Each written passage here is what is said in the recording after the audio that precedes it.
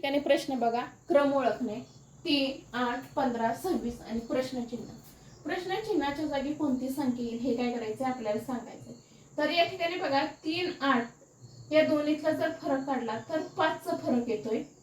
त्यानंतर 8 आणि 15 तील जर फरक काढला तर 7 चा फरक येतोय. 15 आणि 26 मधील जर फरक काढला तर 11 चा फरक येतोय. या ठिकाणी बघा 5, 7, 11 ह्या काय तर मूळ संख्या. मग 11 नंतर येणारी जी पुढची मूळ संख्या असणार ती कोणती असणार आहे, 13 असणार आहे.